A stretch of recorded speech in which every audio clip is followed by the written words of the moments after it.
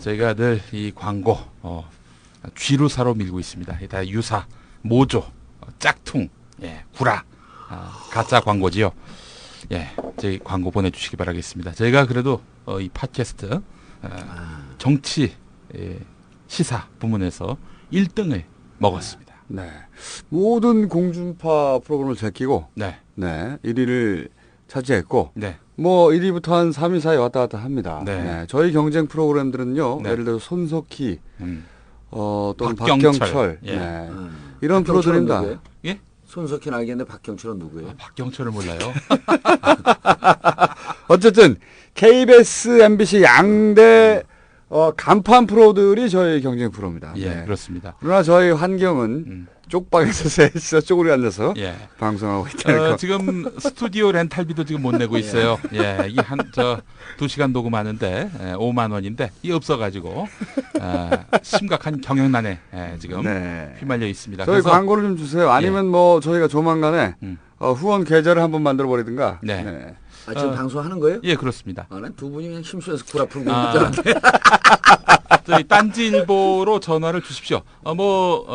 광고 음원이 있으면 좋겠습니다만 없으면 저희가 또 만들어 드릴 수가 있어요. 어떤 형태의 광고도 좋습니다. 1인 기업도 받고요. 기업이 아니어도 상관없어요. 뭐 애인에게 사랑 고백 저희가 광고합니다. 그리고 이명박 대통령에 대한 비난 광고도 받습니다. 우리 이명박 대통령은 주옥 같은 대통령이다. 이걸 주옥 같은 대통령. 빨리 해가지고 이명박 대통령은 족 같은 대통령이다. 이런 광고도 받습니다. 그러니까요. 많이 보내주시기 바라겠습니다. 광고비는 뭐 그때그때 케이스 바이 케이스로 하도록 하겠고. 자, 전화번호를 알려주시죠. 우리 김어준 총수님께서. 전화번호 제가 잘 모르고요. 홈페이지 찾아보시기 바랍니다. 딴지일보, 저는 이제 광고하면 광고가 좀 들어올 것 같거든요. 제가 보기에는 어제 이제 아이튠스로 깔아갖고 제게 이제 갤럭시니까 핸드폰이 아이튠을 깔아갖고 들어보니까 이게 광고가 들어올 것 같아요. 그리고 많은 분들이 댓글을 광고 들어오게 좀 해보겠다라고 하는 댓글을 많은 분들이 달았어요. 58명 중에 1명이. 그런데 중요한 건 이거를 계좌를 세 사람 명의로 공동 계좌에 개설해야 됩니다. 딴지 라디오로 딴지에다 독자적으로 하면 이게 독식합니다. 독식. 부산 저축은행 사건이 아니라 딴지 저축은행 사건이 터집니다. 이게. 저희는 바로 그거 원하고 있고요. 오로지 딴지로만 입금해 주시기 바랍니다. 자, 지금부터. 그리고 지난주에 펑크낸 거에 대해서 사과 안 하고 넘어가나요? 지난주에는 저희가 피곤했어요. 뭐 돈이 되는 것도 아니고 저희가 쪽방에 모여가지고. 근데 지난주에 그때 합니다. 이게 확실히 이 느낌이 지난주는 제가 펑크를 내려고 그랬어요. 수요일 저녁서부터. 무지하게 힘이 들더라고. 그런데 한번 버텨보자. 아니나 다를까 목요일 날 오전 되니까 김어준 씨가 펑크했다는 문자가 와갖고. 안 그러면 제가 독박을 쓸 뻔했는데. 3인 모두 펑크 상태였어요. 지난주는. 피곤했기 때문에. 그것도 그렇고 팟캐스트에 언제 올라오나. 올라오지도 않는데 맨날 제작해서 뭐하나. 그런 생각이 좀 있었어요, 사실은. 그랬어요, 저도. 이거 뭐 하려고 하지? 듣는 사람도 없이. 근데 말이죠. 저희가 사실은 테스트용으로 살짝 올렸거든요. 그거를 또 발견해내가지고. 이분들이 저희가 공지를 한 것도 아닌데. 북측에서 볼 때는 사과가 아니고 남측에서 볼 때는 사과처럼 보이는 절충한 자도 만들어 세상에 내놓자고 하면서 제발 좀 양보하여 달라고 애걸하였다. 우리의 진위를 왜곡한 일방적 주장으로서 일일이 대응할 필요를 느끼지 않는다. 겉으로는 대북 강경정책을 고수하면서 뒤로는 정상회담을 애걸하는 우리 정부의 이중적 자세는 국민을 속이는 것으로 진정성도 없고 실효성도 없는 것입니다. 통일부 장관 나와주십시오. 왜 북한의 정상회담을 애걸했습니까? 정상회담을 애걸한 바는 전혀 없습니다. 비공개 접촉을 한 것은 사실입니다. 그러나 천안함 그리고 연평도 포격 도발에 대해서 북한에게 분명한 시인, 사과, 재발 방지를 위해서 우리 측 특사한테 신임장을 주었습니까? 그런 사실 없습니다. 남북관계 발전에 관한 법률 15조에 대통령이나 통일부 장관의 신임장이 있어야만 남북 접촉할 수 있게 돼 있는데. 글쎄 뭐 신임장이 없더라도 물론 접촉은 할 수 있습니다. 그게 무슨 얘기예요? 남북관계 발전법 15조 위반인데. 아니, 남북 접촉은 뭐 일반인도 교류협력법에 따라서도 접촉은 할 수가 있어요. 그것은 법을 한번 읽어보고 따오세요 다음에. 지지난주죠. 지지난주에 저희가 한참 얘기를 했었는데, 그 분석이 드디어 맞아 떨어지는 상황이. 우리 정봉주 의원님은요, 그 한나라당 또 휴전선 이북, 이쪽 상황은 아주 빠삭하게.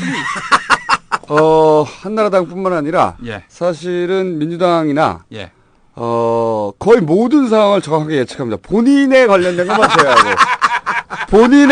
것만 제외하고 본인이 당선되게 낙선하냐 이런 건 못 맞춰요. 근데 사실 이발사가 자기 머리를 이발 못합니다. 다른 분석들은 굉장히 예리하고 사실 이 남북회담 2년 전부터 얘기했어요. 2년 전부터 틀림없이 돌파구를 남북회담으로 삼으려 할 것이다.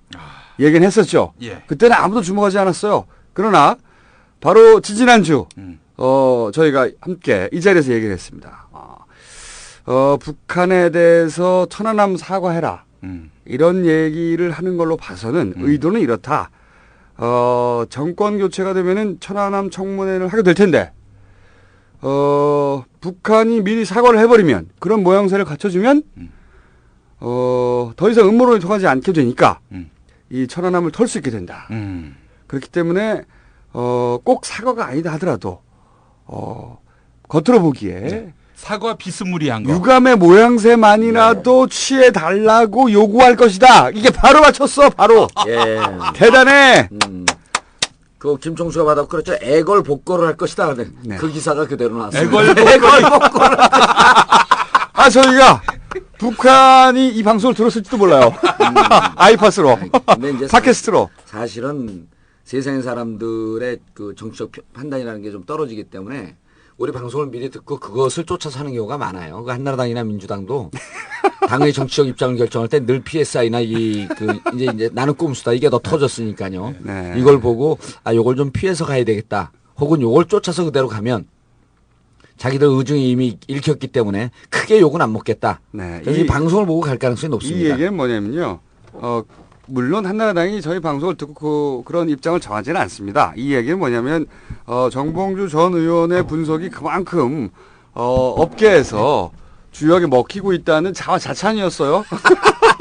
혹시 무슨 뜻인지 모르는 분들을 위해서 제가 해석을 해드렸습니다. 자화자찬이었습니다. 그냥. 실제로 한나라당이 저희 꼼수다를 듣고 무슨 정책을 세우겠습니까? 그건 아니고요. 그건 아닌데 이 자화자찬을 직접 하셔야지 평소처럼 한번 꼬아서 하면 사람들이 못 알아들어요. 자, 저희가 예상을 했는데 저희 예리한 예상에 너무나도 놀랍게 정확하게 맞아 떨어졌어요. 애걸 복걸 뭐 다 맞아 떨어졌습니다. 자, 애걸 복걸이라고 하는 표현도 나왔죠. 그리고 민주당의 모 의원이 현 정권이 하는 짓은 모두 다 꼼수다.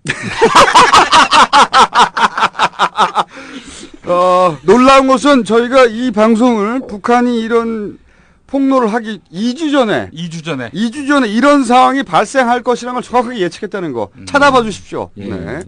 그러면서 제가 또 이런 얘기를 했습니다. 이런 얘기까지 아직 안 하겠는데 우리 각하께서 장사꾼 출신이기 때문에 뒷걸을 할 것이다. 장사꾼은 테이블 위에서는 번지르라는 얘기를 하지만 언더 테이블로는 꼭 뒷거래를 하는 양반들이다. 그렇기 때문에 틀림없이 총선 대선용으로 정상회담 이벤트가 필요하니까 북한의 엄청난 경제 지원 이런 거를 물밑으로 했을 것이다. 그렇죠. 분명하다. 이런 예측을 했습니다. 근데 돈봉투 이야기까지 나왔죠. 돈봉투까지 이야기는 그거는 돈봉투. 언더 테이블이 아니라 온 테이블이었습니다. 온 테이블이죠. 요것은 그냥 차비로 쓰세요. 그런데 이제 저희가 또 그런 얘기도 하지 않았습니까? 그 중북 정상회담이 이루어지는 것을 보니 북한이 몸값을 한층 끌어올리고 있는 것 같다. 그렇죠. 그런 얘기도 했죠. 그래서 북한이 튕길 것이다. 그렇죠. 그런 북한 얘기. 고자세로 갖고 너희들하고 굳이 정상회담 하지 않아도 우린 돌파구로 충분히 만들어갈 수 있으니까 정말 정상회담 하고 싶으면 몸값을 좀 올려서 계산을 해라. 네. 라고 저희가 예측을 했죠. 네. 아마 내밀었던 돈 봉투가 좀 작았을 겁니다. 그러니까 위로 내민 건 차비고 네. 밑으로 이제 이런 한마디로 말하면 이런 거겠죠. 돈 주기 좀 와줘. 돈 주기 내년 3월에 네. 좀 와줘. 아니, 이거였죠. 이런 거였었어요. 제가 보기에는 북한이 한국에 출연하는 거 아닙니까? 근데 예. 출연료를 줘야죠. 그렇죠. 네. 출연료를 줘야 되는데 예. 3번 출연을 요청했어요. 예. 그리고 한 번 출연료만 준 거예요. 계산을 하기를. 3번 출연료를 다 계산해갖고 줘야지. 그러니까 여기서도 좀 남겨먹으려고 그러다가 140억 빼먹으려고 그러다가 사고치고 북한 김정일 대한민국 정치에 출연시키려고 그러다가 네. 그 출연료 좀 깎으려고 그러다가 사고 나지 않았을까. 그렇죠. 북풍쇼를 기획했는데 그렇죠. 북풍쇼를 기획했죠. 내년 3월이니까 예. 4월이 총선이잖아요. 예. 바로 총선 직전에 북풍쇼를 짠 기획해놨는데 네. 그래서 말씀하신 대로 출연료를 이제 책정해가지고 3배로 줘야죠. 평상시 계산했던 거예요. 세 번 출연이니까. 저는 갑자기 이분이 생각이 납니다. 누구라고 말할 수 없는데 이분이 예. 책을 냈어요. 근데 원래는 이제 예, 지금 이 들리는 소리는요. 이 쪽방에서 뭔가 기계가 작동하고 있는 소리. 아니 에어컨에 드레인 빠지는 소리 끄지 마세요. 네. 네. 예. 예, 에어컨이 좀 낙후됐는지 예. 윙하네요. 예. 네. 제가 갑자기 생각난 분이 있습니다. 그분이 누구냐면은 말할 수 없습니다. 근데 이분은 자기 자서전을 예. 7천만 원 이게 딱 주기로 했어요. 그랬는데 그랬는데 먼저 얼마를 줬죠? 형님이 얘기해 줬잖아. 그 얘기는 말이죠. 제가 그 자서전을 집필했던 그 분에게 들은 이야기입니다. 예. 누구라고 직접 얘기할 수는 전혀 없습니다. 그 대상이. 예. 그러나 우리가 그 대상으로 지칭하는 사람은 꼼수 부리는 사람 아니면 지칭을 안 하잖아요. 그런데 그 자서전을 집필할 때 7천만 원을 약정했는데 네. 성금을 주고 후보를 안 주더라도 책이 다 나가서 책이 대박이 났는데 네 그런 분이에요. 선금을 얼마 줬죠? 선금이 얼마인지 모르겠지만 절반은 아니었던 걸로 절반 한 기억해요. 3천만 원이었던 것 같은데. 뭐 그 정도 되는 것 같은데 예. 네. 그 뒷돈을 예. 그렇게 안 주더라는 겁니다. 예. 네. 이분의 스타일이죠. 스타일. 네. 이분의 꼼수가 갑자기 생각이 그렇죠. 납니다. 꼼수가 그게 이제 우리가 사기꾼 김경준의 얘기를 들을 바는 아니지만 네. 한국에 들어와 갖고 2007년도에 구속되고 난 다음에 변호사를 통해서 우리 당시 MB 후보에 대한 얘기를 정확하게 얘기를 하는데 자그마치 A4 용지로 근 한 20페이지 정도에 대한 얘기를 쫙 해요. 이런 사람이다. 이런 사람이다. 아니, 정 의원님이 김경준을 직접 만나셨어요? 저는 사기꾼은 안 만납니다. 네, 사기꾼은 감옥에 보내거나 혹은 사기꾼을 타도하려고 노력하는 사람이지 직접 만나고 협상하지 않습니다. 뭐 돈 주고 좀 만나줘라 이래도 안 만납니다. 그런데 이제 우리 당시 열린우리당 시절의 변호사들이 이제 그때는 민주당이죠 또. 이놈 당이 기억이 잘 안 나. 한 6개월 사이에 당이 하나가 만들었다 없었다 또 만들었다. 그런데 이제 김경준이 쭉 쓴 내용 중에 여러 가지 이제 특징을 묘사하는데 이런 표현이 하나가 있어요. 미국의 당시 이제 MB 그 대통령 후보가 미국에 있을 때 아주 열심히 도와준 그 신문 기자가 있대요. 근데 한국에서 그 기자가 결혼식을 하는데 부조금을 안 보냈답니다. 그래서 그렇게 열심히 도와주고 정말 자기 기자 생명을 걸고 도와줬는데 부조금을 왜 안 보냅니까? 축의금. 네. 죄송합니다. 축의금. 네. 부조금도 뭐 같은 말이지 뭐. 네. 그건가요? 그건 두 분이 싸우시고. 네. 근데 그 축의금을 안 보내서 김경준이 물어봤답니다. 네. 왜 안 보내십니까 그거를? 그렇게 열심히 도와줬는데. 네. 그랬더니 MB 하는 말이. 예. 그거 안 보내줘도 우리나라 사람들은 시간 좀 지나면 다 잊어먹는다. 굳이 줄 필요 없다. 라고 말했다고 김경준이 주장을 한 겁니다. 네. 아니 근데 그런 이야기는 무슨 자기한테 이득이 되는 얘기거나 자신의 형량이나 죄에 영향을 미치는 게 아니기 때문에 거짓말을 할 이유가 없죠. 그 자기가 너무 이상해갖고 돈도 존나게 많아졌어 씨발. 부정금 얼마나 했어 씨발. 10만원 20만원 그걸 못 보내는 거야 안 보내는 거야. 돈 존나게 아까워. 그 이유가 자기가 너무 충격. 곧 잊어먹는다. 우리나라 사람들. 아, 진짜 재밌다 이게. 아니, 그러니까 요 정책을 보면 그러잖아. 일단 지르고 보잖아요. 그거 왜 안 하지? 그 우리나라 사람들 금방 잊어먹는다는 거야. 그런데 이번에는 놀랍게도 우리나라 사람들이 3년 반 동안 하나도 안 잊어먹고 있어요. 아, 이거야. 감사합니다. 예. 카카. 이런 큰 웃음을 주셔서. 아, 어쨌든 각하께서 혼자 이렇게 센 척 하시면서 사과를 해야 불러준다. 불러주는 거야. 모양새는. 그런데 뒤에서는 나 좀 도와줘. 나 좀 제발 도와줘. 근데 천안함 하고 있었는데. 천안함 얘기는 이 의미가 워낙 큰 거기 때문에 네. 이번에도 스토리가 보면요. 전 이것을 총괄적으로 기획한 사람이 누군지 대충 느낌이 와요. 왜냐하면 이번에 하는 거 보면 BBK 해결하는 과정하고 너무나 흡사합니다. BBK 에리카 김이 들어와서 이거 털어주는데 어떻게 터냐면 우리가 거짓말한 거다. 그렇죠. 똑같네요. 똑같죠. 스토리가 우리가 거짓말한 거다. 사과를 한 거네. 사과를 하는 거죠. 떠넘기는 거죠. 그리고 그 실질적으로 이 이명박 대통령과 관계돼 있다라고 하는 것은 우리가 빠져나가기 위해서 거짓말을 한 것이다. 라고 하면서 BBK 턴 거 아닙니까? 그렇죠. 지금 천안함 사건이 이 정권의 가장 핵심적인 아킬레스건입니다. 중에 하나죠. 근데 가장 위험해요. 가장 위험한 건입니다. 그렇죠. 여러 가지 중에. 이거가 터지면 보수 입장에서도 전혀 이건 무너지는 거죠. 할 말도 없을 뿐만 아니라 보수 진영 전체가 무너지는 겁니다. 이거는 이렇게 보수 정권을 뽑아놓고 하게 되면 국민들에게 이러이러한 문제가 생긴다라고 하는 것은 역사적 교과서에 나오면서 향후 30년 동안 보수 집권하기가 힘들 정도의 보수 언론도 무너져요. 보수 언론도 무너지죠. 보수 언론이 얼마나 여기다 얼마나 대고. 장단을 이 장단에 맞춰 춤을 추고 노래를 부르고 했습니까? 인간 어뢰 그거는 정말 조선일보 인간어뢰. 그렇죠. 네, 제가 항상 애잔하다고 표현하죠. 예. 애잔한 그래픽. 그래서 이번 사건도 보면 당사자로 주목받고 있는 게 BBK는 당사자로 주목받고 있는 게 에리카 김하고 김경준 아닙니까? 예. 이거는 천안함도 미국 측에서는 처음에 그렇게 발표하지 않았는데 3, 4개월 시간이 지나가면서 북한 측 소행으로 이 정부가 발표한 거 아닙니까? 네. 그러니까 당사자가 북한이 된 거예요. 근데 북한은 부인하고 있고 그렇죠. 그런데 당사자가 와서 미안하다. 미안한 것처럼 생각한다. 네. 뭐 미안한 것처럼 생각한다. 그 정도만 해달라고 그랬던 거 아니에요? 미안할까봐. 예. 미안할까? 나 어쩜 미안한지 몰라. 여러 사람이 나를 미안하다고 생각하래.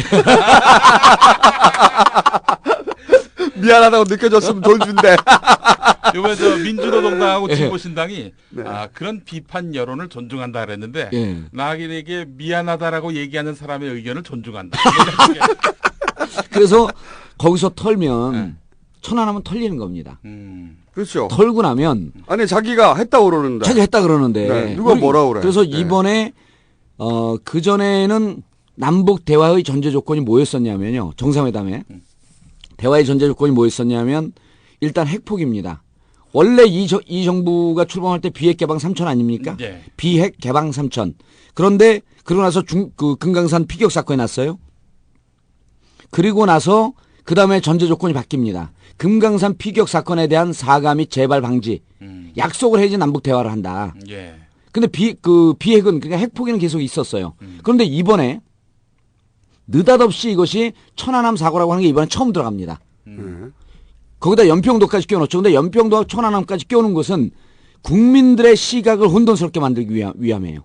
연평도는 명백하게 확실하게. 북한에서 타격을 그렇죠. 가한 거거든요. 그렇죠. 그럼 연평도와 천안함이라고 묶어 들어가면 국민들이 보기에 천안함도 연평도와 마찬가지로 북한 측 소행이라고 하는 것이 은연중에 그러니까 이런 의식 조작, 인식 조작의 보수 진영은 무척 능합니다. 만약 천안함만 딱 끼워놓으면 연평도에 남과 북이 NLL 때문에 늘 분쟁이 있으니까 연평도만 넣게 되면 사람들이 이해를 합니다. 천안함만 만약 딱 띄워내면 천안함을 왜 띄워냈지? 이렇게 의심을 가지니까 연평도 천안함 넣는데 연평도는 사실은 양령으로 넣은 거예요. 실질적으로는 천안함을 사과를 해라. 사과에 비슷한 말을 해라. 하게 되면 우리가 모든 것을 다 지원을 하겠다. 라고 한 거죠. 그러니까 천안함을 넣은 것은 이 정부가 그만큼 천안함에 대해서 아주 신경질적인 알레르기 반응을 보이고 있고 이것은 자칫 잘못하게 되면 보수 진영 전체가 붕괴할 만한 심각한 건이다. 라고 하는 것을 스스로 온 국민들에게 말해준 겁니다. 국민들을 학습시킨 거예요. 그런데 이제 말씀하셨듯이 BBK하고 진짜 유사한데 그러니까 그 사건 당사자가 나와서 내가 다 잘못했다고 해라. 이걸 요구한 거지 않습니까? 근데 에리카 김 같은 경우에는 동생을 풀어준다고 하는 거래 카드를 지고서 얘기를 했어요. 그렇죠. 추방한다고 하는 미국으로. 근데 이 경우에는 우리가 거래 카드가 없어. 그러니까 돈밖에 없는 거예요. 돈밖에 없는 거죠. 그러니까 돈이 제가 보기에는 이 협상이 빠개진 것은 돈 얘기를 존나게 하다가 이게 액수가 안 맞은 거야. 응? 그냥 접촉하고 몇 시간 얘기하고 그 자리에서 빵 난 게 아니라 빠그러진 게 아니라 이 비밀 회담이잖아요, 기본적으로. 이 사전 접촉이라는 게 항상 비밀 회담이었는데 비밀 회담을 하면서 딱 한 번만 얘기하고 끝났겠어요? 틀림없이 우리 쪽에서 가지고 간 어떤 그 소위 패키지가 있었을 거란 말이죠. 그 패키지가 오가다가 제가 보기에는 이 돈이 안 맞았던 거예요. 돈이. 액수가 안 맞은 거 같아요. 예를 들어서 액수가 안 맞다 혹은 북한을 어떻게 믿냐? 뭐 북한에서 남한을 어떻게 믿냐? 돈을 먼저 꽂아라. 네가 먼저 뭘 해라. 이런 얘기 하다가 또 빠그러졌겠죠. 그런데 이제 이걸 좀 세밀하게 볼 필요가 있는데요. 북측에서 북측 국방위원회 대변인이 대담을 하다가 나온 거거든요. 그러니까 공식 성명을 발표한 건 아닙니다. 그런데 거기서 그 3차 회담을 했다 그랬어요. 3차? 예, 3차로 3번 만났다. 그런데 첫 번째 만난 게 5월 9일입니다. 첫 번째 만났다고 주장하는 게 5월 9일인데요. 얼마 안 됐어요. 5월 9일은 독일에서 이명박 대통령 각하께서 3월 25일 해관보 정상회의에 김정일 국방위원장을 초청할 의향이 있다. 소위 베이징 선언이었던가요? 그게? 베를린 선언. 베를린 선언이죠. 그 선언을 했습니다. 혼자 선언. 제 추정컨대 5월 9일 날 베이징에서 만났든 어디서 만났든 만나고 난 다음에 즉각적으로 대통령에게 직보가 됐을 가능성이 높습니다. 왜냐하면 접촉한 사람들 이외에는 실상을 모르잖아요. 접촉을 해놓고 그때는 얘기가 잘 됐으니까 또 만나자 하고 세 차례 만났거든요. 그러니까 제가 알기로 이렇습니다.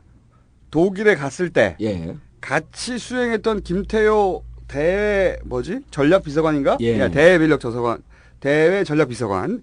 이 양반이 독일에서 바로 베이징으로 날아갔대요. 베이징으로 날아갔고 그 사람을 만났을 가능성이 높은 거죠. 그렇죠. 거기서 접촉을 하고 접촉을 하자마자 전화를 했겠죠. 바로 보고를 했죠. 보고를 하고 1차 접촉의 결과는 긍정적이야.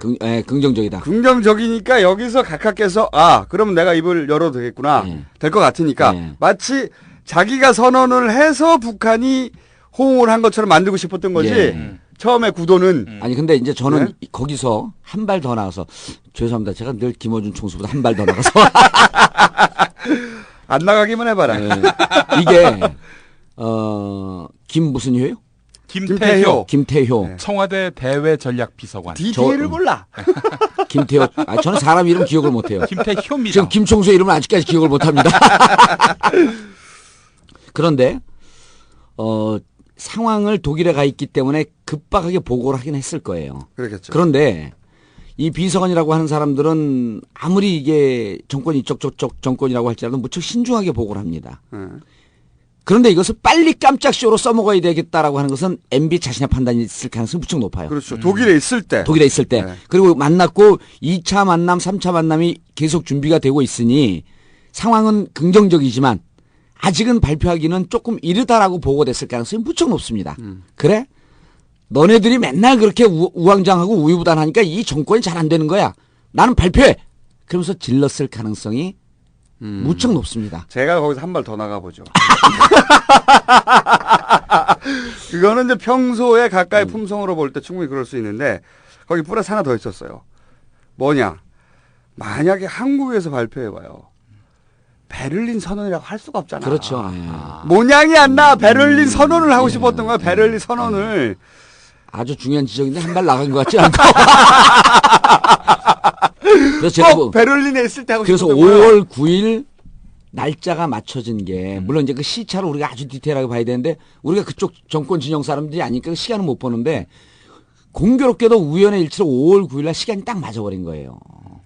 그런데 중국과 이제 뭐 어쩌고저쩌고 그래서 제가 보기에는 1차, 2차, 3차 면담은 성공적으로 좀 진행이 된 것 같아요. 성공적으로 진행이 됐는데 두 가지 경로를 생각해 볼 수 있는데 첫 번째는 아까 이제 우리 김총수님께서 지적하듯이 돈이 안 맞았다. 아마 이게 핵심일 겁니다. 핵심인데 또 하나 경로는 이렇게 될 수가 있어요. 지난 3년 동안 보면요. 박정희 시절, 전두환 시절도 남북 관계가 이렇게 한 라인이 붕괴된 적이 없대요. 그렇죠. 네, 그러니까 그런 얘기 이게 많이 하죠. 그리고 네. 이번 이제 우리 청취자 여러분들도 좀 이해하셔야 될 게 외교 관계에서는 이렇게 비밀 접촉하는 것은 관례입니다. 늘상 있습니다. 네, 네. 그런데 남북한 관계가 이처럼 단절된 적이 없습니다. 그러니까 무척 위험한 상황이 유지가 되었던 거죠. 서로를 전혀 서로 무슨 생각을 하고 있는지 그거를 늘 얘기를 해야 되거든요. 근데 한 그러니까요. 라인은 끊어놓으면 안 되는데 제가 개성에서 기업하는 분들의 몇 번 특강을 갔는데 그분들이 남북한 실정을 너무나 정확하게 가장 알아요. 정확하게 정확하게 알아요. 피부로 그분들이 이렇게 정치적으로 문화적으로 종교적으로 그다음에 기업적으로 단절이 된 적이 역대 없었다. 그래서 자기들이 전 재산 다 날릴 것 같아서 너무너무 위험한 게 이렇게 상호 관계를 단절하고 지내는 이 정권은 아마추어 정권이다. 그 사람들 다 한나라당 지지자들이거든요. 네. 그런 얘기를 여러 차례 들었어요. 그래서 3년 동안 단절되어 있다가 어쨌든 만났는데 이번에 이게 뭐 비밀리에 만나는 게 문제가 있지 않냐. 그러니까 이거는 도덕성이 하자는 없어요. 그렇죠. 만난 것 자체는 문제가 없습니다. 만난 것 자체는 만났어야 하죠. 그렇죠. 만나야 되는 겁니다. 네. 그 만나는 것은 외교가의 관례인데 그리고 이렇게 비밀리에 만난 내용을 이렇게 공개하는 것도 사실은 아주 의외적인 일입니다. 처음 있는 일입니다. 예, 남북 처음 관계에서는. 있는 일이죠. 근데 도대체 이것을 왜 공개를 했느냐. 첫 번째가 결과론적으로 보면 금액이 안 맞았을 가능성이 무척 높습니다. 네. 일단 더 이상 얘기할 게 없다. 그렇죠. 결론이 네. 났고 첫 번째가. 그게 두 번째고 네. 첫 번째 뭐냐면 북한 측이 이 정권에 대한 불신이 역대 어느 정권보다도 가장 깊습니다. 그렇죠. 뭐. 극악무도한 폐악 정권 이런 표현들을 쓰잖아요. 한동안 이명박 정권에 대해서 그런 표현을 안 썼었어요. 이명박 정부 이런 표현까지 완화됐었는데 그래서 이번에 보면은 그러면은 도대체 이 정권을 왜 못 믿냐. 지난 3년 동안도 못 믿었지만 이번에 진행하는 걸 보면 이쪽에서 너무 기업가 정신으로 접근한 것 같아요. 예. 참고적으로 예. 그 프레시안의 그 황준호 기자가 쓴 예. 기사의 한 부분을 제가 좀 읽어보겠습니다. 남북 접촉을 하는 와중에 흡수통일 지향적인 발언을 하는 남측의 대통령. 정상회담을 국내 정치적 목적으로만 추진하려는 계산 속을 뻔히 드러내는 남측 정부. 비밀 접촉의 성과가 없으니까 정상회담을 하자고 했더니 쌀을 달라더라라고 모욕적인 정보를 흘리는 남측 당국자들.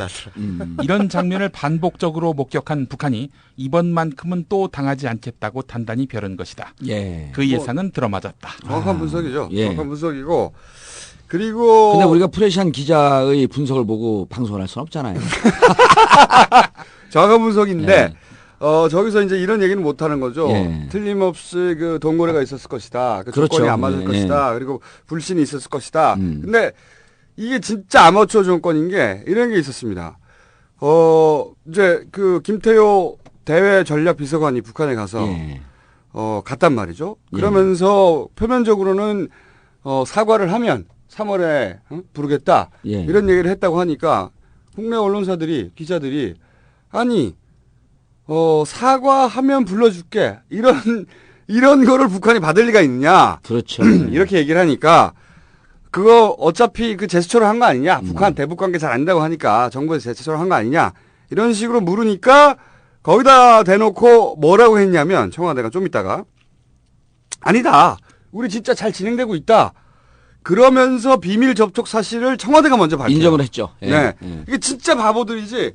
자기들이 일을 잘한다는 걸 보여주려고 비밀 외교의 기본을 자기들부터 깨버린 거예요. 네. 그러니까 북한이 보기에는 이 새끼들 진짜 아마추어고 믿을 수가 없다. 그렇죠. 도대체. 네. 자기들이 국내 정치에 유리하게 써먹으려고 언제든지 북한을 이런 식으로 그때까지 비밀로 유지한다는 것도 다 깨버릴 수 있다. 그렇죠. 예. 그런 불신이 딱 생기는 순간 내가 보기에는 북한이 안 된 거죠. 예. 예. 그리고 그 와중에 이제 저는 그 북한 측이 신뢰할 수 없으니 남측 정부를 신뢰할 수가 없으니까 너희들이 지원한다라고 하는 경제적 지원, 그다음 민간 차원의 지원을 선 지원을 요구를 했었을 겁니다. 그렇겠죠. 그게 왜 그러냐면 이게 지금 우리나라 진행된 게 그 단독적으로 진행될 수가 없어요. 우리가 아주 좌파 쪽에서는 미국의 식민지라고까지 이렇게 주장하고 있는 나라이기 때문에 미국과 교감이 이루어지면서 이게 진행이 됩니다. 특히 남북 정상회담은 아주 중요한 사안이기 때문에 미 국무부나 미 국방성에 이 레이더망을 피할 수가 없습니다. 그런데 요 얘기가 진행되는 잘 뒤집어 보면 시기를 좀 거슬러 보면 요 얘기가 진행되는 와중에 북미 간에는 무슨 얘기가 진척이 됐냐면 정치적 목적과는 무관하게 쌀 지원, 식량 지원, 그다음에 비료 지원 얘기가 독자적으로 진행되고 있었고 미 국무부는 뭐라고 입장 발표를 했었냐면 이것은 정치적인 그 목적과 무관하게 독자적으로 진행되는 영역이다. 그러면서 실질적으로 쌀과 비료 지원을 약속을 하고 그것을 하기 위해서 북한을 들어가서 그 현지 시찰을 하고 그랬거든요. 이건 뭐냐면 우리나라가 입장을 벼랑 하나 바꿀 수 없으니 북한이 독자적으로 지원해달라고 하는 것을 우리 대신에 북미 관계에서 지원이 시작이 된 거예요. 그러면 너희들을 믿을 수 있을 만한 지원이라고 하는 것을 우리들에게 경제적인 지원이라고 하는 것을 선 경제 지원을 일정하게 좀 해라. 네, 선금 꽂으라는 거죠. 선금 그렇게 계약금 꽂아라. 네. 근데 계약금 꽂는 걸 거부한 거예요. 그리고 입으로만 떼우려고 그랬던 거예요. 우리가 해줄 테니까. 그리고 그 테이블 위에다가 봉투로 쓱 올려놓으니 쉬어봤을 거 아닙니까? 쉬어봤겠죠. 쉬어보죠. 네, 당연히. 아니, 우리가 경제 지원해달라고 했지. 내가 무슨 술값 여비 달라 그랬냐, 이게. 네. 우리 거지를 보냐, 이 새끼들아. 차비 주고 이걸 다 떼우려고 그러냐, 이런 거죠. 네. 그리고 동시에 그 부분에 대해서 하면서 남측이 정상회담 요구하니까 이번에 북중 정상회담이 정기적으로 이루어지는 시간보다 좀 땡겨서 이루어졌다 그러지 않습니까? 지난번에도 저희가 얘기했듯이 북중 정상회담이라고 하는 것은 남측이 정상회담을 요구하는데 코너에 몰리면 안 할 수밖에 없는, 그러니까 북한 측 입장에서는 자꾸만 코너에 몰릴 수밖에 없는 상황이기 때문에 그렇다고 한다면 북중 정상회담을 통해서 북중 간의 정치적 교류, 경제적 그 관계, 동맹 관계 이것을 보이면서 몸값을 올려야 될 필요가 있는데 실질적으로 북중 정상회담이 이번에 성과가 무척 좋았어요. 그래요? 너희들하고 이제 안 해. 근데 속으로 들여다보니까 테이블 위로 봉투만 올리고 실질적으로 지원해달라는 거 없고 계약금 안 꽂고 중도금 안 꽂고 뒤에 가선 딴소리하고 그리고 비밀 다 폭로해버리고. 그렇죠. 그 와중에 남조선 방송 중에 나는 꼼수다라고 하는 방송을 들어보니 이 새끼들은 믿을 만한 놈들이 안 된다. 어떻게 이걸 다. 아니 이게 북한이 정말 가지고 노는 거예요. 이쪽에서 노는 거죠. 네, 먼저 던지니까 그럼 우리가 중국 가서 니들의 지원 없어도 우리가 잘 살 수 있다는 걸 보여주마. 그러면서 이제 양쪽에 모두 다 스트레스를 주니까 중국에서도 좋은 딜을 끌어내고. 그러면. 그리고 이 남한을 가지고 놀라고 딱 보니까 얘네들이 상대가 안 되는 거예요. 그리고 믿지도 못하겠고 쳐버린 거지 그냥. 에라이 죽어라 새끼라고.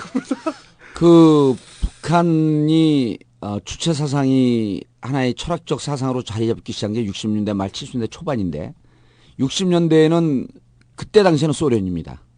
소련과 중국 그때는 우리 중공이라고 불렀죠. 네. 중공 사이에서 양쪽에서 같은 사회주의 국가이면서 요구하는 바가 틀리기 때문에 그 두 나라 사이에서 줄다리기 하면서 그 외교 정책이 등거리 외교 정책 아닙니까? 네. 불가근 불가운 등거리 외교 정책이라고 하는 거 우리가 이제 어렸을 때 배웠는데 그래서 외교 관계에 있어서 북한이 하나의 사안을 두고 양 국가 사이에서 외교적 조율을 하는 것은 세계 최고 수준이에요. 그럼요. 아니 미국이, 중국이, 그리고 러시아가 그렇게 압박을 하는데 한국이 그중에 안 죽잖아. 그렇죠. 그런데 이번에 정상회담 같은 경우도 정상회담을 하면서 북중 정상회담 있죠. 남북 정상회담 있죠. 이 정상회담을 갖고 북한과 남한 사이에서 줄다리기 하면서 자기들이 얻을 것은 다 얻어낸 거예요. 그럼 이렇게만 보셔도 간단하게 이해될 것 같아요. 미국이 정말로 무너뜨리고 싶은데 무너뜨리지 못한 정권은 없었어요. 어디든. 그렇죠. 필요하면 그냥 쳐들어가요. 아니면 고립시켜서 꼼짝 못하게 하거나 이렇게 작은 나라가 이렇게 못 사는 나라가 그냥 사실은 최강국을 상대로 해서 지금 60년간 버티고 있는 겁니다.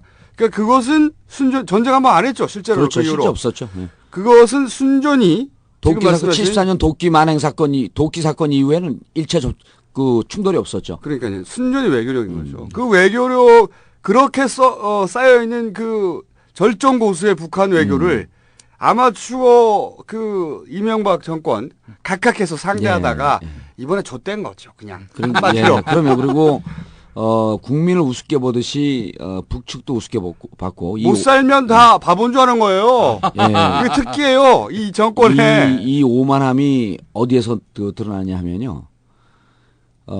김대중 대통령 시절에 그 남북 정상회담 하지 않았습니까? 노무현 대통령 남북 정상회담 했는데 그걸 한번 쭉 들여다보세요. 그 조중동 보수 언론에서 마치 돈 주고 정상회담 했다 그러다가 지들은 이번에 더 쪽팔린 거 아닙니까? 예.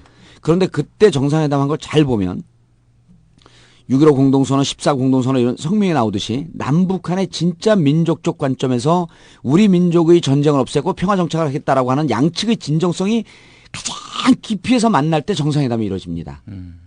김대중 정권 한 번 했거든요. 노무현 대통령도 한 번밖에 못했어요. 그러니까 우리 역대 최고의 진정성을 갖고 정치했다라고 하는 대통령도 한 번밖에 못했는데 우습게 보면서 6월에 한 번 하고 8월에 한 번 하고 내년 3월에 하자. 무슨 정상회담이 그 동네 축구 그 정기전인가요? 아니 반상회야 씨발 반상 요새는. 아니 그러니까 이 사람들이 돈만 주면 될 줄 알았던 거예요. 돈만 그렇죠. 주면. 지지율이 떨어지니까 이것을 뒤집어 엎을 수 있는 것은 정상회담인데 그 전에 정상회담도 해봤다. 이걸 또 청와대에서 그 운동권 출신에서 전향한 친구들이 앉아갖고 기획을 합니다. 그 전에 한 번 했으니까 두 번 다 해봐야 두 번인데 이걸 뛰어넘기 위해서는 3번을 해야 된다. 이 기획이 나온 거예요, 내부적으로. 그리고 돈만 주면 된다고 생각한 거예요. 또 내년 3월이 총선 바로 전달 아닙니까? 그렇죠. 3월 25일 시간으로 생각해보면요. 4월 11일이 선거거든요. 네. 3월 25일서부터 3월 28일이에요. 그 핵안보 정상회담이. 네. 그런데 3월 28일 딱 끝나는 날은 있는 대로 이 성과를 이 치적을 홍보를 할 거 아닙니까? 28일 날. 네. 28일 날이 4.11 총선이 시작되는 바로 그날입니다. 선거운동. 칼같이 맞춰, 칼같이. 근데 이게 문제가 뭐냐면 이런 예리한 분석과 예리한 지적과 통찰력은 저밖에 갖고 있지 않다는 거예요. 하지만 국회의원이 아니라는 거야. 전 의원. 그 사람들 댓글 올라오고 우리 그 게시판에 막 하니까 그래도 김총수는 꽤 유명하고 김용민 교수도 유명한데 중간중간에 저게 목소리는 개그맨인데 정치를 어떻게 저렇게 잘 알지? 이런 내용이 있으니까 누군지 중간중간에 밝혀달래요. 저는 17대 국회의원 노원갑을 지역구로 갖고 있는 정봉주 17대 국회의원입니다. 아니 처음부터 들어요. 누가 중간중간에 말도 안 되는 소리를. 그리고 김용민 교수하고 김총수님한테 이거 홍보 좀 하라고 난리가 났어요. 홍보를 안 했는데도 어떻게 1등이냐. 콘텐츠는 스스로를 증명합니다. 찾아옵니다. 그래서 제가 그렇게 답글을 달았어요. 지금은 국내 일이지만 홍보를 하면 세계 1위가 될까 봐 우리가 두렵다. 뭐 무슨 맥이 닿아야지 같이 웃어주지. 제가 저 한 가지만 더 좀 질문을 드리고 싶은 게 또 황준호 기자의 글을 또 그 황준호는 누구예요? 동생이에요? 저하고 나이가 같습니다. 그래요? 나이만 같아 모르는 사람이요? 아니 방송 같이 했었어. 그래? 그 황준호 기자가 얼마 전에 프레시안에서 꽤 외교 통일 분야 외교 통일 분야 뭐 전문 기자라는 뭐 호칭을 달진 않았습니다만은 여하간 수시로 우리를 만나고 밥을 사면서 좀 배우라 그러세요. 그 양반이 정세현 전 통일부 장관 북한에서 가장 신뢰하는 남쪽 관료인데 이 양반의 책을 대화록을 이제 냈어요. 그러니까 자기가 인터뷰하면서 정세현의 정세 토크라는 책을 정세현 전 통일부 장관 대단한 분입니다. 저는 그 책이면은 대한민국의 수골들은 다 사라진다. 확실을 합니다. 그걸 안 읽지 근데. 우리도 안 읽었는데. 정말 한번 읽어보셨으면 좋겠는데 이제 이 황준호 기자가 얘기한 거는 이 회담, 공식 회담이든 비공식 회담이든 뭐 비밀 접촉이든 다 녹음을 한다는 거예요. 남쪽도 녹음하고 북쪽도 녹음하고. 그런데 북쪽에서 애걸복걸했다 이런 식으로 얘기를 했단 말이죠. 만약에 이게 사실이 아니고 날조라면은 북한에 당연히 남쪽에서는 녹취록을 깐다든지 이런 식으로 그냥 까면 그건 뭐 누가 듣겠습니까? 녹취록을 풀어서 공개해야죠. 어쨌든 풀어서 공증해서 공개해야 됩니다. 근데 남쪽에서는 4시간 동안 우물쭈물하더니 침묵. 예. 침묵 모드. 거짓말이다라고 안 하고 우리의 진위를 잘못 해석했다. 그렇죠. 이런 거죠. 네. 오해하셨어요. 아니 이런 겁니다. 녹취가 있으니까. 아니 북측이 주장한 그 내용 그 말은 그대로 했지만 네. 뜻은 그게 아니었었다. 네. 이 얘기를 한 겁니다. 이거 오해라는 거죠. 그렇죠. 오해죠. 우리 말은 그대로 했다. 각하의 특기죠. 오해. 오해. 네. 예. 북한이 자꾸 남쪽에서 헛소리하면 녹취를 까버릴 수가 있으니까. 그런데 이제. 이 상황에서 남쪽에서는 그렇게 소극적으로 대응하고 끝냈어요. 만약에 북한이 녹취록을 깐다든지 이런 상황까지는 가지 않았으면 좋겠다. 예. 이게 남측이 북쪽에다 보낸 메시지가 아닌가. 제가 그렇죠. 보기에는 예. 주도권은 완벽하게 북한에 갔습니다. 이제. 그러니까 앞으로 북한이 갖고 논다는 거 아니에요? 그럼 남한을. 완벽하게 그런데다가 녹취까지 이제- 가지고 있는데다가 그런데다가 이제 우리가 방송 시작하기 전에 이제 뭐 김총수님, 김용민 교수도 지적을 했지만 서로 간에 도발적이고 자극적인 것을 삼가면서 그러니까 이게 그동안 한 60년간 단절되어 있던 양측이기 때문에 예. 상호 존중해주고 옛날에 문익환 목사님이 그런 얘기를 했어요. 이혼한 부부가 다시 만나야 되는데 만나기 위해서는 서로 칭찬을 해줘야지 이게 재결합이 된다. 비판하고 욕하면 어떻게 재결합이 되냐 이게. 그래서 우리는 북한 측을 존중하고 칭찬해주고 북측은 남측을 존중해주고 칭찬해줘야지 재결합의 가능성이 높아진다. 저는 그 얘기가 너무나 가슴에 와닿아요. 그 지금 이명박은 북한에다가 예, 사과해라. 예. 돈 줄 테니까. 쌀 줄게. 그리고 약 올리잖아요. 그 무슨 예비군 훈련장에 예. 김일성 3부자 사진을 걸어놓고 이런 거는 아무리 미워도 우리가 남북한 대화를 하려고 하는 입장이기 때문에 예. 사소한 거라도 이런 건 좀 피해줬어야 되는 거죠. 인천의 모 부대에서는요. 예. 플래카드로 이렇게 내걸었다고 합니다. 김정일, 김정은 둘의 목을 따야 북한의 세습을 끝낼 수 있다. 군부대에서. 군부대에서요? 예, 그러니까 아마 그런데 그런 얘기에 대해서 이제 문제 제기를 하면 예. 좌빨이라 그러죠. 이 정권의 특징은 몰랐다 그러는 거예요. 몰랐다. 그냥 알아서 한 것이다 밑에서. 그런데 이번에 네. 이제 4시간 반 동안 침묵하다가 발표한 내용이 우리의 진위가 왜곡됐다. 예. 진이가 뭐야 근데? 진이가 오지 말라는 거야? 어떻게 되는 거야? 그래서 저는 근데 거기서 계속 봤어요. 예전 같으면 대통령 워딩이 거기에 인용이 되거든요. 대통령 워딩은 뻔한 거 아닙니까? 내가 해봐서 아는데. 그 내용은 끝까지 없더라. 그러니까 여기 이 정부가 지금 이 3년 반 4년 동안 끌어오면서 최악의 위기예요. 제가 사면초가라고 하는 게 첫 번째는 경제 개판됐죠. 그러니까 서민 경제 완전 박살나지 않았습니까? 두 번째, 좀 이따 우리 얘기하겠지만 측근 비리 은진수. 세 번째, 한나라당이 갈래갈래 쪼개져갖고 대통령하고 맞짱 뜨고 싸우는 게 유행이 돼버리지 않았습니까? 네 번째, 남북 관계가 역대 이렇게 최악으로 가고 있는 경우가 없어요. 그래서 이제 이 정권은 레임덕이라고 볼 수도 없어요. 셀프 탄핵.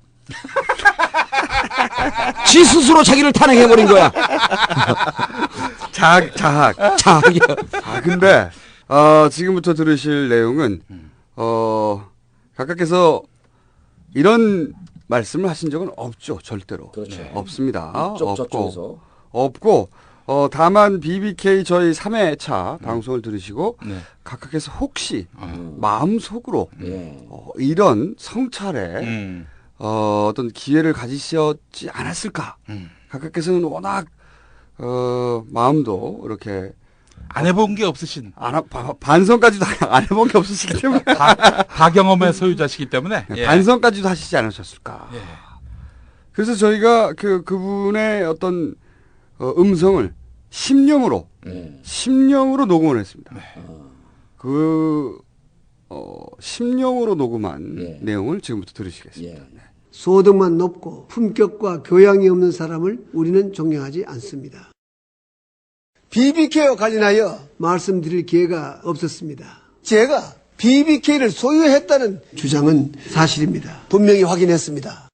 예를 들어 저는 땅 한 평도 남의 이름으로 숨겨놓은 것은 없습니다. 그 땅이 제 것은 얼마나 좋겠습니까? 제가 무슨 비리와 관련하여 한 번도 문제가 된 적이 없었고 국민으로부터 나름대로 지지와 인정을 받아왔습니다. 여러분 이거 다 거짓말한 걸 아시죠? 그래서 저는 이 BBK가 이게 복잡하니까 복잡한 이야기를 하면 국민을 속일 수 있지 않겠냐 하는 이런 생각을 했습니다. 국민 여러분께 10년을 끼친 데 대해서 진심으로 사과를 드립니다. 저는 불이나 불법과 타협하지 않은 그러한 삶을 살아오지 않았습니다, 여러분. 그런데 이런 내용의 방송 나가면 저 선거 나가는데 지장 있는 거 아닙니까, 이거? 아, 제작은 제가 했습니다. 예. 저 선거에 나갈 일이 없으니까. 예. 제작은 분명히 말씀드리지만 김용민 교수가 했고. 아니, 김용민 교수가 지난번에 어디에서 잘렸죠? CBS 잘렸을 때 네. 대통령 하야 성명입니다. 예. 이 대통령 하야 성명입니다. 네. 그리고 하야하는 성명을 쭉 발표하고 네. 지금까지는 이승만 대통령의 하야 성명이었습니다. 네. 그리고 그 다음날 잘렸죠? 그 다음날, 난리가 예. 났죠. 예. 난리가 났고, 그리고 이제 그 다음에 개편 때 예. 아웃이 됐는데, 개편의 아웃을 제가, 예. CBS 게시판에서 봤습니다. 알려주지도 않아. 문자도 안 와요? 문자도 안 왔습니다. 네. 깔끔하네. 야, 이 개새끼야, 이거 봐. 너한테 알려줄 가치도 없어. 이런 거겠지, 뭐. 네. 자, 그러면은, 은진수 위원, 전 감사위원회, 이야기를 하기 전에, 이분과 정봉주 전 의원의, 위원과 의원의 대결이죠. 의원의 놀라운 인연이 있습니다. 어떤 언론에서 다루지 않는 그 이야기를 하고, 그리고 사건으로 들어가죠. 네. 인연을 좀 얘기해 주시죠. 저는 그때 당시에는 내부 대책반장이었어요, 은진수가. 때는 바야흐로 2007년도. 그래서 저는 그때 전 국민이 주목하는 국회의원이었기 때문에 레벨이 달라요, 레벨이. 근데 지금 보니까 이제 그때 당시에 저하고 공식적으로 대외적으로 저하고 맞짱을 뜨고 저한테 도전장을 낸 건 누구였었냐면 고승덕 변호사였었죠. 그렇죠. 네. 현재 국회의원인데 그 양반은 왜 한나라당에 들어갔나 몰라. 서초 을에 가봤더니요. 그 좋은 이미지를. 지역구 관리도 개판이고 그래서 공천을 못 받는다는 소문이 파다합니다. 서초 을에서. 네. 그러면 그 사람이 공천을 못 받으면 또 그 성향상 무소속으로 나올 거거든요. 그래서 이번에 민주당 공천 받을 사람 중에 서초 을에 깃발 꽂으면 무조건 당선된다. 그래서 서초를 가서 공천 신청해라. 이런 얘기까지 해주고 싶어요. 근데 고승덕이 대외적으로. 쓸데없는 얘기였고요. 고승덕 의원이 대외적으로는 무슨 BBK 대책판. 그래서 소방수는 고승덕이었었죠. 근데 내부적으로 보니까. 실제. 뒤에서. 고승덕 의원은 기자회견하고 성명서 발표하고 얼굴 마담이었죠. 얼굴 마담이죠. 네. 그걸 다른 데서는 다 써줍니다. 네. 써주고 그걸 이제 성명서 발표하고 그러기 때문에 파고 들어가면 그때 당시에 파고 들어가고 질문을 해봤더니 어디에서 인터뷰를 붙었거든요. 내용을 잘 모르더라고요. 근데 이제 저는 다른 의원들과 달리 조사도 제가 하고 글도 제가 쓰고 발표도 제가 합니다. 네. 능력이 있는 거죠. 혼자 다 스포트라이트 다 받으려고. 그런데 그때 보니까 실질적으로 고승덕은 얼굴 마담이었고 내부에서 이 팀장, 대책 팀장을 맡은 게 은진수였습니다. 2007년 대선 때 이명박 캠프에서 법률 지원 단장이라고 하는 타이틀이었는데 그때 전담한 것이 BBK였다고요. 그렇죠. BBK 소방수입니다. 그럼 저는 BBK 공격수가 아니라 소방수가 있으면 뭐가 있어야 돼요? 전 BBK 방화범이었습니다. 그런 인연이 그렇죠. 예. 그때 당시는 정확하게 몰랐는데 이 캠프 내에서 역할 분담까지 어떻게 알겠어요? 몰랐는데 실제 그러니까 지금 정봉주 전 의원 대법원에 징역 1년 받고 지금 징역 1년 받은 사건 징역이에요. 벌금이나 이런 거 아니고 징역입니다. 집행유예도 아닙니다. 감옥 가는 징역 1년 받고 현재 대법원에 계류 중인데 그 사건을 뒤에서 진두지휘한 분이 이분입니다. 지금은 상황이 완전히 역전돼서 그렇죠. 그분이 지금 감옥에 가셨고 그래서 제가 이제 트윗에 그런 글을 올렸어요. BBK 대책 반장 소방수 BBK 공격수 정봉주는 왜 구속 안 시키고 소방수를 갖다 구속시키냐. 그 트윗에서 대박이 났어요. 근데 이제 저하고 은진수 대박이 났을까? 은진수 위원과의 그 인연뿐만 아니라 삼각 인연이 여기서 떠오릅니다. 그래요? 지금 중수부장 대검 중수부장이 누구죠? 김홍일 중수부장입니다. 이분이 지금 이 수사를 총괄하고 있어요. 저축은행 수사를 총괄하고 있는데 이 김홍일 중수부장은 당시 서울중앙지검 3차장이어서 BBK 사건 전모를 직접 나와서 발표한 장본인입니다. 그렇군요. 그래서 이 그 김홍일 중수부장은 당시 BBK 특별 검사가 있었고 그것에 총괄적으로 책임지는 게 최재경 검사였고 최재경도 지금 뭐 잘 나가지고 뭐 연수원장인가 뭔가 하고 있어요. 그 최재경보다 한 단계 위에서 총괄 지휘하고 있었던 게 김홍일 당시 중앙지검 3차장입니다. 지금 중수부장이 됐죠. 그래서 제가 처음에 이 사건을 보기에 은진수와 중수부장, 은진수도 검사 출신 아닙니까? 그렇죠. 그래서 은진수와 당시 김홍일 중앙지검 3차장은 아주 밀접한 교류가 있었을 것이다 추정을 했던 거죠. 네. 그런데 지금은 김홍일 중수부장이 자기의 옛 동료였던 그렇죠. BBK 대책반장이었던 은진수를 구속했습니다. 네. 그래서 제가 초창기에는 이 사건이 터지자 초창기에는 과연 김홍일 중수부장이 이 수사를 맡았는데 BBK 한 식구였었는데 이 수사를 제대로 하겠냐 용두사미로 끝나지 않겠냐라고 봤는데 다행히도 이 진상조사단 위원장으로 평생 저격수 역할을 해온 박지원 전 원내대표가 붙었습니다. 붙으면서 상황이 커졌어요.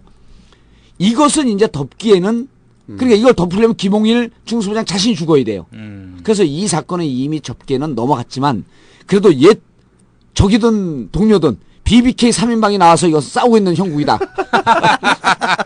근데 저는 좀 생각이 달랐던 게 이 부산저축은행 그러니까 의원님은 그 두 사람의 옛 관계나 또는 뭐 같은 검사 출신이라는 것 때문에 사건이 덮어질 수도 있다. 혹은 축소될 수도 있다. 우려하셨다고 생각하셨는데 제 생각은 이 사건은 검찰이 청와대의 지시대로만 하진 않을 것이다. 그렇죠. 그런 생각이 딱 들었던 게 뭐냐면 원래 정권 한 4년 가까이 되면은 이 검찰들이 슬슬 그동안 정권으로부터 받았던 그 스트레스를 풀면서 동시에 자기 존재감을 드러내기 시작합니다. 맞습니다. 우리 이제까지 까불었지. 이제 니들이 죽어봐라. 이런 태도가 딱 된다는 거지. 그러니까 검찰은 스스로를 엘리트라고 생각한단 말이죠. 그런데 정치인들은 자기들보다 멍청한 것들이 자기들 위해서 이래라 저래라 하는데 그 자존심이 상해. 하지만 그래도 진급도 해야 되고 출세도 해야 되니까 명령을 듣긴 듣는데 스트레스 엄청 받아. 근데 이 정권 말 기준 되면 이제 죽었다 이 새끼들. 이때 풀려고 시작하고 그 카드를 들고 다음 정권하고 거래도 한단 말이죠. 그렇죠. 그런 딱 시점에 터진 거죠 이게. 그렇기 때문에 제가 보기엔 검찰이 신났다. 그래서 이제 저도 똑같은 얘기인데 우리 청취자 여러분들께 이 관전평이 있어야 되는 거 아닙니까? 관전평에 관전 포인트를 뭐를 잡을 것이냐. 이 정권이 기울어가고 정권이 무너지는 것에 관전 포인트를 어디로 잡을 것이냐라고 하는 것이 바로 정확하게 검찰이 언제쯤 등을 돌릴 것이냐. 그렇죠. 그게 관전 포인트입니다. 정권을 바라보고 화무 11홍 정권이 기우는 그 시점이 바로 검찰이 등을 돌리는 시점인데. 레임덕의 바로메타. 그렇죠. 레임덕의 바로메타죠. 근데 검찰이 등을 돌릴 땐 이미 레임덕은 반 이상 진행됐다고 보셔야 됩니다. 그래서 저는 김홍일 중수부장이 또 자기가 지은 일정의 죄를 BBK 관련된 걸 반가에 해야 돼요. 그렇죠. 이 김홍일 중수부장이 이 검찰에서는 아주 특이하게 지방대 출신입니다. 충남대 출신인가 그래요. 그래서 이분이 만약에 정상적인 검찰 흐름으로 보게 되면 검찰 내에서 살아나기 힘든 그런 학력과 그런 인맥을 갖고 있는데 BBK 때문에 승진한 거예요. 그런데 이제는 차기 정권에 넘어가게 되면 자기가 옷을 벗어야 되는지 아니면 검찰에서 물러나야 되는 이런 상황이면 이분이 승부수를 띄울 때가 저는 왔다 이렇게 보는 거예요. 자기가 살기 위해서. 그런데 저축은행 비리는 자신들이 인지수사를 해갖고 자료를 잡은 것도 아니고 이미 감사원에서 금융권의 구조조정과 금융권의 개혁을 위해서 이미 1년 전서부터 조사를 해온 겁니다. 저축은행은요. 복마전입니다. 손만 대면 터져요. 그러니까 지금 청와대에서 뭐라 그러냐면 저축은행 비리 있는 대로 다 까자. 그러면 이런 겁니다. 그들의 주장은. 호남에는 저축은행 없냐. 호남 거 까기 시작하면 너네 민주당 의원들도 거기에 연루되고 다 죽는다. 그러니까 니네 이거 함부로 건들지 말라라고 하면서 가이드라인을 준 거예요. 겁준 거죠. 겁준 거죠. 그리고 부산저축은행 그 회장이든지 이런 분들이 뭐 호남의 특정고등학교라고 하는데 그건 언론사 하는 얘기고 광주일고 출신들 아닙니까? 광주 일고 출신이기 때문에 너희들 걸면은 너희들도 다 연루될 것이다라고 보는데 그분들이 정치 이 깊숙한 곳을 모르는 거죠. 광주 일고 출신들이 나름대로 영향력을 행사할 수 있었던 건 김대중 정부 시절입니다. 그렇죠. 맞습니다. 노무현 정부 시절에는요. 이미 지역 감정을 없애고 지역 감정을 뛰어넘으려고 노력했기 때문에 어느 특정 지역에 현 정권의 노무현 정권의 영향력이 맺혀진 그런 특정 집단이 없었어요. 그 자기들 짐작으로 계속 전정권 그럼요. 전정권 예. 하는 거죠. 지금까지. 그러면서 야 우리 한번 다 나오게 돼 있는 거 아니야 니들도? 다 나오니까 이걸 터뜨리면 다 죽으니까 그만 여기서 정전하자 휴전하자. 네, 그런 제스처죠. 라고 제스처를 던진 거죠. 그런데 그런데 이 사람이 실수한 게 있어요. 네. 그러려면 돈봉투를 갖다 보내든지. 그런데 박지원을 건든 거야. 박지원을 건든 거죠. 열받은 거지 이 양반이 이제 전투 모드로 변했어요. 네. 그런데 제가 보기에는 이 사건의 디테일한 내용들은 저희가 다음 시간에 넘기는 게 맞는 것 같은데. 그리고 정두원 의원이 금전적 비리 때문에 4년 감옥을 산 사람이 이런 건 도리가 아니지 않습니까? 하면서 박지원 의원을 심각하게 건드렸거든요. 이건 박지원 의원으로서 모독 중에 상모독입니다. 왜냐하면 박지원 의원이 감옥을 산 거는요.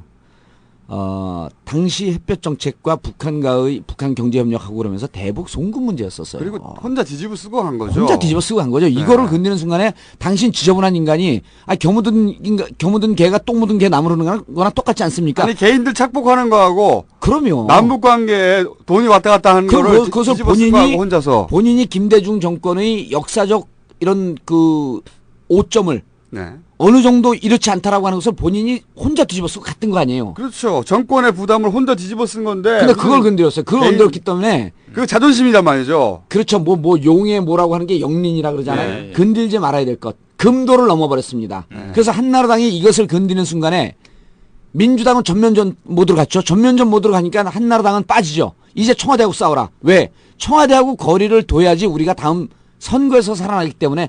그래서 요즘 한나라당은 이 문제에 대해서 원칙적인 것만 주장하고 특검법을 도입해야 된다는 원칙적인 것만 주장하고 실질적인 강론에 들어가고는 청와대 편을 안 들고 있습니다. 왜냐하면 노비는 한나라 당에 한 게 아니거든.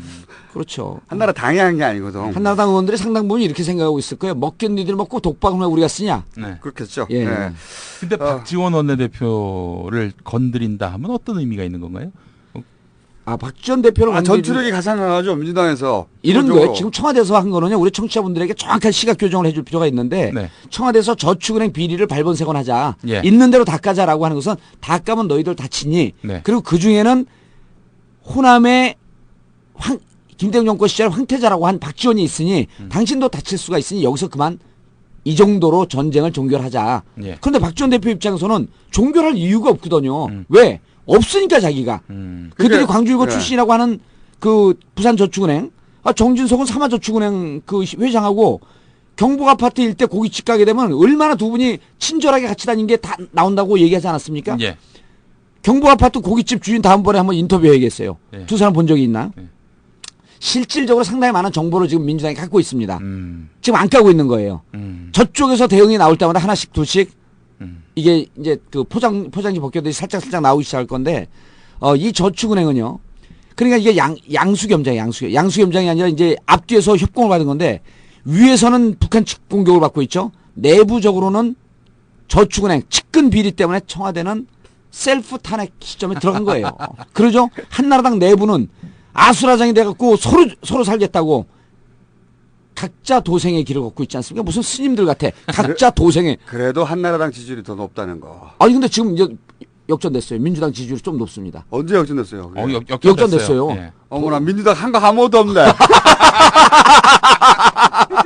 아무것도 없는데. 그래서 청와대는 지금 이 시점 되면 제가 이제 한 6개월, 7개월쯤 들었는데 청와대 파견 나갔던 공무원들이 각자 부처로 돌아가야 되는데 그럼 그 돌아가는 사람들 말고 또 올 사람이 있어야 되는데 지원자가 없어서 기존에 갔던 사람들이 돌아오기가 힘들다라고 하는 얘기를 거기서 근무하는 분께 들었어요. 아주 상급 공무원 아닌데 너무 곤혹스럽다. 청와대는 이미 모든 기능이 그 상실되고 중지됐다. 근데 지금 이쯤 되면 청와대는 패닉 상태입니다. 제가 보기에는 각하는 그걸 잘 모르세요. 각하는 모든 것이 내 통제 아래 있고. 그렇죠. 내가 해봐서 아는데. 그리고 잘 안 되면 경로하시면 되거든요. 경로. 근데 이번 그 은진수 의원 사건에 대해서도 이 민정수석 비서관실에 내려와서 경로하셨다고 하잖아요. 예. 경로. 근데 누구한테 경로한지 모르겠어요. 예. 감사원에 은진수를 꽂은 건 자기인데. 예. 자기가 자기한테 경로하나? 그렇죠. 예. 아니 은진수 다중인격이신가 봐. 은진수 이분이 네. 이 양반이 이제 감옥에 갔는데 이 피의자죠 이제는 은진수 피의자가 2004년도에 강서구의 노현성 의원에게 떨어집니다. 노현성 의원은 지금 강서구청장이 돼 있죠. 노현성 의원은 아주 훌륭한 대학의 이력과를 나왔습니다. 그 훌륭한 대학은 한국외국어대학입니다. 저하고 동문이죠. 그런데 2007년도에 BBK 대책반장을 맡으면서 그렇게 공을 세웠음에도 불구하고 2008년도 공천에서 떨어집니다. 총선을 출마를 못해요. 그래서 18대 총선을. 그러니까 그게 미안해서 가장 대표적인 보훈 인사 중에 한 명.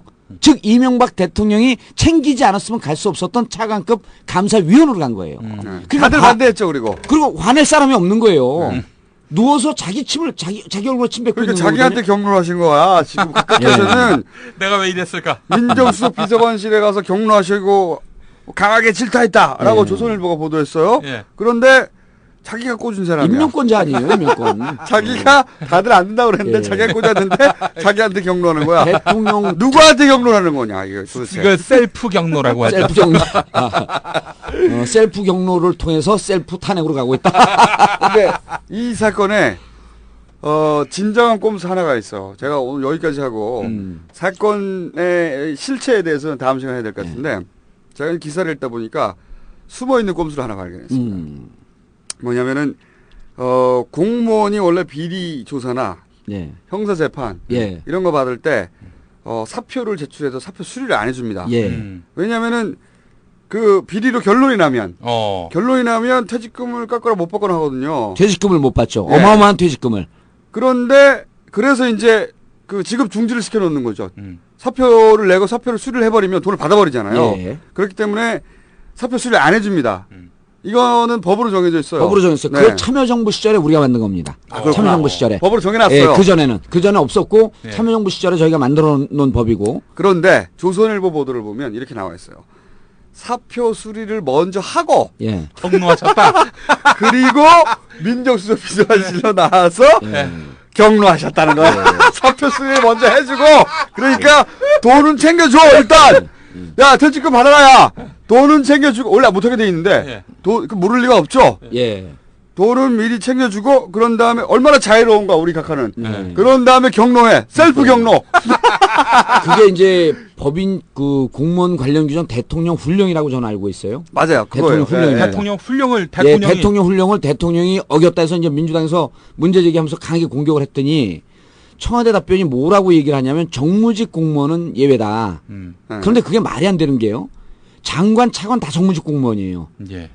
만약 정무직 공무원이 예외면 만들어낸 거죠. 이것이 이 대통령 훈령이 있을 이유가 없는 거예요. 그렇죠. 네. 그래서 말도 안 저쪽에서는 되는 정무직 소리죠. 공무원은 예외라고 하는데 실질적으로는 퇴직금 받는 것을 용인해 주려고 하는 그런 꼼수 아니었었냐. 원래 그렇죠. 당연하죠. 제가 보기에는 각하께서 이 돈 문제에 관해서는 말이죠. 사람을 돈으로 다루거든. 이 돈 챙겨주고 야 은진수 네가 네 선에 잘 어떻게 정리하고 끊어라. 제가 보기에는 그렇죠. 이런 드리는 것 같아요. 그러니까 돈 문제에 있어서 우리 대통령 각하는 아니 축의금도 안 보는 사람이 예. 굳이 비리에 네. 연루된 사람의 예. 그 법을 어겨가면서까지 예. 퇴직금을 일부러 챙겨줄 이유가 뭐예요? 퇴직금을 챙기고 반 나누자 그러지 않았을까요?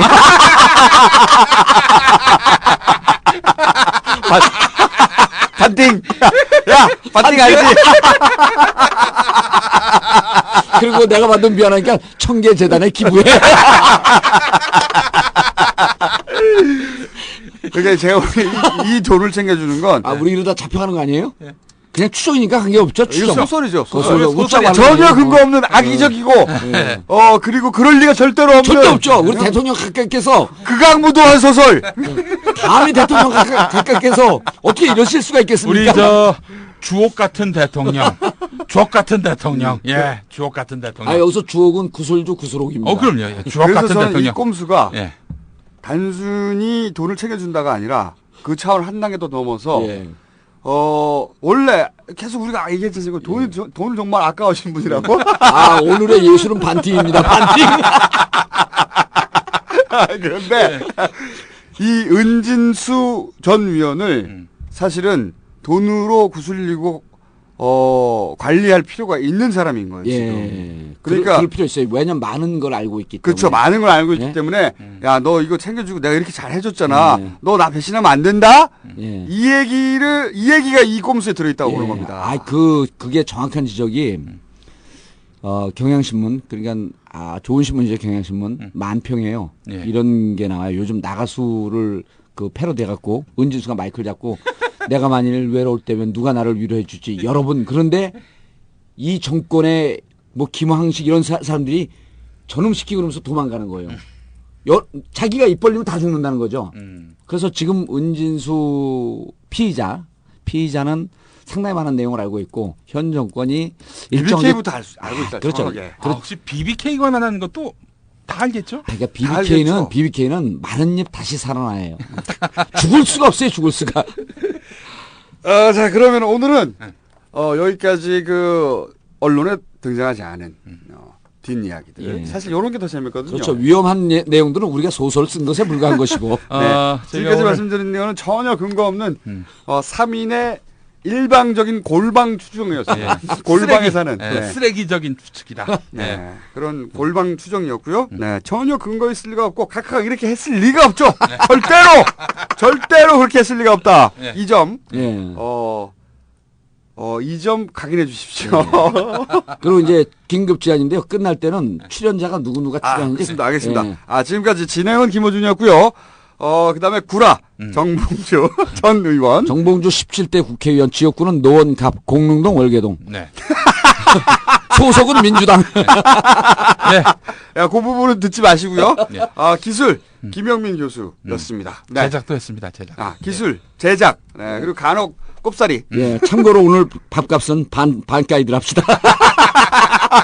지금까지 나는 꼼수다 사회였습니다. 다음 주에 다시 뵙겠습니다.